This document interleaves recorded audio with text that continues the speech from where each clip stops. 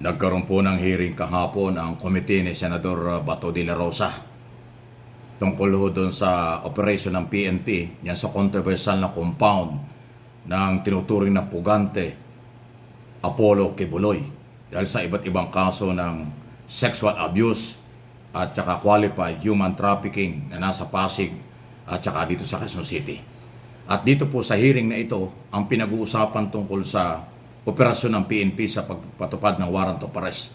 Pero nagkainitan at nahukay at muling ng ibabaw yung kung ano ang di umano ay nangyari dun sa biktima na 17 years old na di umano biktima ni Quiboloy dahil binasa ni Abalos, hindi halos mapigilan kung ano ang pinanghuhugutan ni Abalos, bakit sila nagpapatupad ng warrant of arrest. Pakinggan po ninyo itong nangyari sa hearing. Inisal po ito. Ilan lang ito sa mga nangyari. Kung sinasabing guilty si Pastor Quiboloy, hindi po.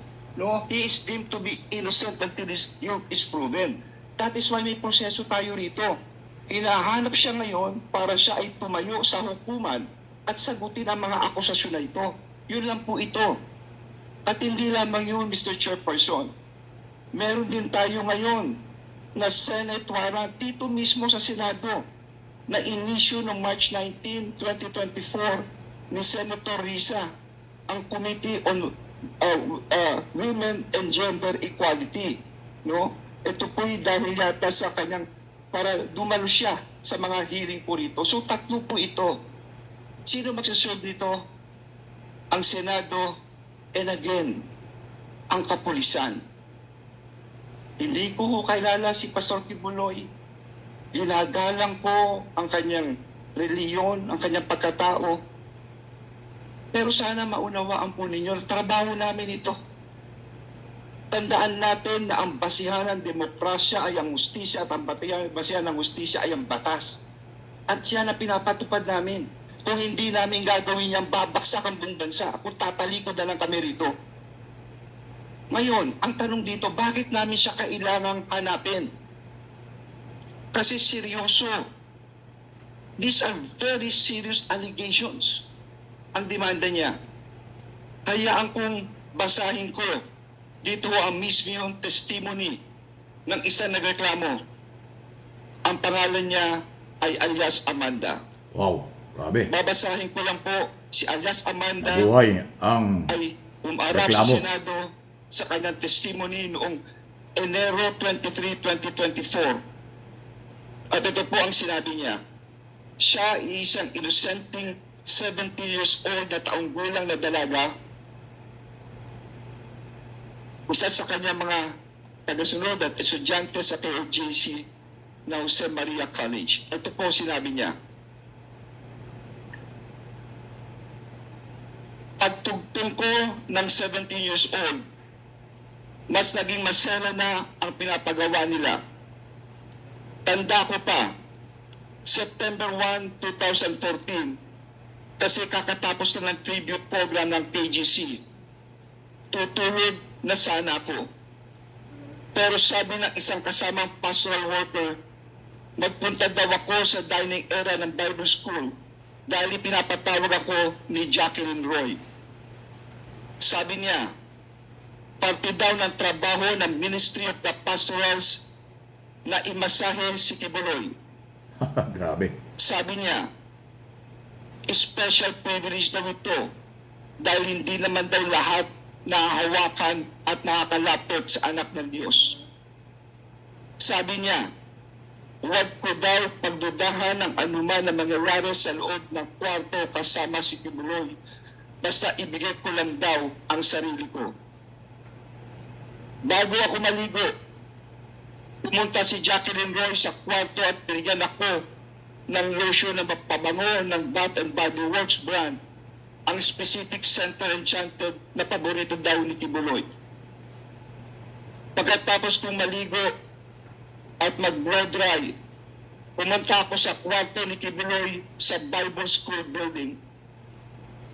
Pagkatok ko sa pangalawang pinto, pinagbuksan ako ni Jacqueline Roy, inakay niya ako sa may kama ni Quiboloy. Pagkaalis ni Jacqueline, sinimulan ko na ang pagmamasahe. Gising na si Quiboloy nito. noong itutuloy ko na dapat ang pamasahe. Excuse me, sir. Sir, tatapusin ko lang please. Tatapusin ko lang po ito. Malapit na po. Your Tumayo siya at umupo sa harap ko. Sinimulan niyang tanggalin ang botones ng t-shirt ko hanggang sa tuluyan niya. Sir, I'll just finish this please. for a while, for a while. Let me remind you, sir, this hearing is not questioning the issuance of warrant. Yes, of I'll arrest just of, finish this. It has a direct connection. Please, let me finish. Yeah. But please listen to me, please, first. What the purpose of this hearing Yan, naipit na si Bato. determine if there is Nagpahiring really ka kasi. overkill in the implementation of the warrant of arrest. Yun lang naman ang purpose nito. We are not, wala kami pag-alam kung Sir, there is direct connection. bakit nagkakaso. Ayan, no? So, sandali lang, ha? Nagkaroon na ng... nagkaroon ng problema si Bato. Paano niya kukontrolin yan? Sir, there is direct connection. Bakit nagkakaso. There's direct. Just let me finish, Mr. Chairman. Sige, go ahead. If I may, Your Honor, I think Please, that please, tatapusin ko lang. We will have that your is time. the discipline. Na, gusto na harangan ni Torion. Abogado ni Kibuloy. You will have your time, Attorney Torion. Yes, I know that. It is Your Honor. part of But the that is Senate. That is improper. Order. This is my speech. You cannot tell me what is improper. Order. I am the chairman. Please listen to me. Ayan, Let us have an orderly conduct of hearing. So please, sir, kaya kita sinabihan, the purpose of this hearing is to determine kung indeed merong overkill yung implementation ng warrant of arrest. We are not, hindi Sir. natin tinatakil dito kung anong background, bakit nagkakaroon. Sir, may direct connection po, sir. Pinapaliwanag kasi ni Abalos kung bakit nila kailangang hulihin. I'm just reminding you, and I don't want to deprive you of your opening statement. You can continue, but pakinggan muna yung sinasabi ko na the very purpose of this is to determine if there is overkill. Thank That's you. all. Thank That's you, all. Mr. You Chairman. can continue. You can continue. Tatapusin ko lang po ito. Anyway, this is part of the record of the Senate. Wala akong iniimbento. Lahat po ito ay galing din dito to.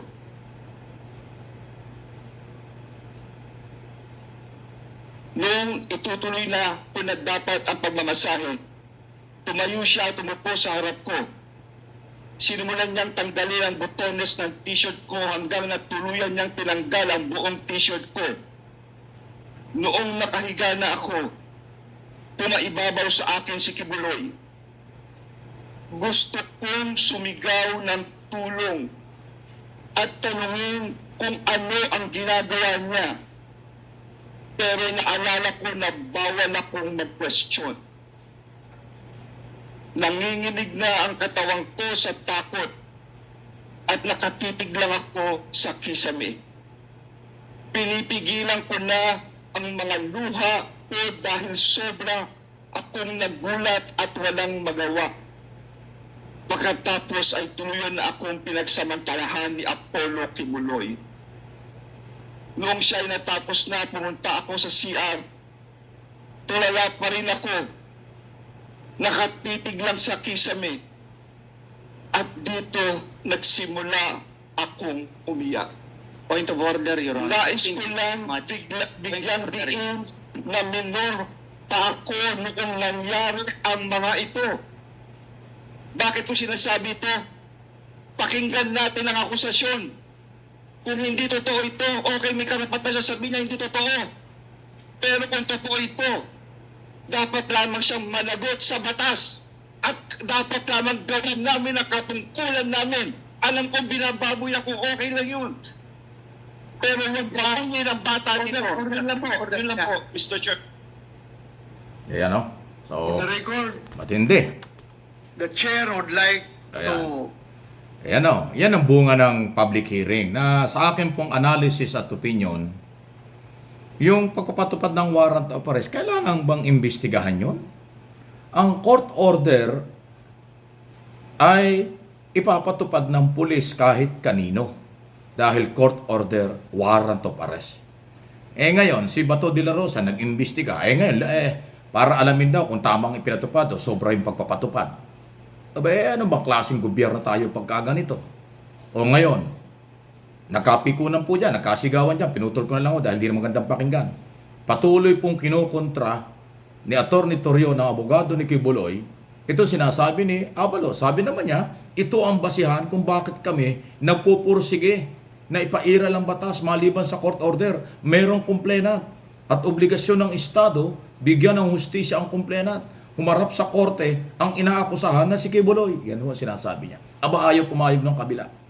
Patuloy na sila daw inaargabyado, sila daw ay inaapi, wala daw hustisya sila, ganon-ganon ho. Lahat, sarado-sarado ang isip kung paano umiiral ang batas at saka ang hustisya sa Pilipinas. So nagkainitan po yan, madalit sabi. So sa akin pong assessment, sa hearing na yan, lalo lang nasira si Kibuloy. Kasi lumaganap na naman, nadinig na naman ng taong bayan, yung malaswang nangyari umano. Base sa sinumpaang salaysay nung biktima ang 17 years old na binasa ni Abalos. On record binasa. Sabi na niya, hindi yan galing kung kanino, galing yan sa record ng Senado. So public document yan, hindi yung bawal. So ngayon, sino may kasalanan kung bakit nauulit-ulit itong istoryang ito? Eh di, tanong nyo kay Bato kung ano nakuha niya dyan. Makakagawa ba siya ng batas tungkol sa implementation ng warrant of arrest?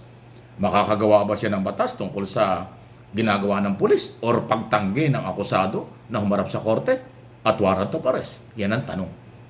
So madalit sabi, habang pinag-uusapan ng ganitong issue, talaga hong ang damis nito hindi lang sa biktima ng pang-aabuso umano, kung hindi sa akusado. Dahil napakasamang imahe, napakasama ng dating na ang isang lalaki ay kinakasuhan ng pang-aabuso sa babae na 17 years old. Ganong katindi yan. Although na-record din yung panayang paulit-ulit na sinasabi ni Nanori, kung sino-sino doon, ng mga taga nasa compound ni Kibuloy na lagi silang argabyado. Hindi nila iniisip yung kapakanan ng biktima. Laging iniisip nila sila'y biktima ng pulis. Sabi naman ng pulis, sinusunod lang namin ang batas. Court order lang ito. Estado ito. Wow, hindi ko nakakaintindihan sila. Ay, bahala kayo. Kayo malaya at matalino na mag-analysis, magbigay ng opinion. Ako naman, ang tingin ko rito, habang nag-iimbestiga si Bato sa isong ito, lalong nasisira si Kibuloy. Lalong nagagalit ang tao kay Kibuloy. Dahil ang simpati ng tao sa biktima na 17 years old at sa mga otoridad na nagpapatupad ng batas. Yan ang aking opinion. Any comment? Malaya po kayo. Please, like ng ating mga video.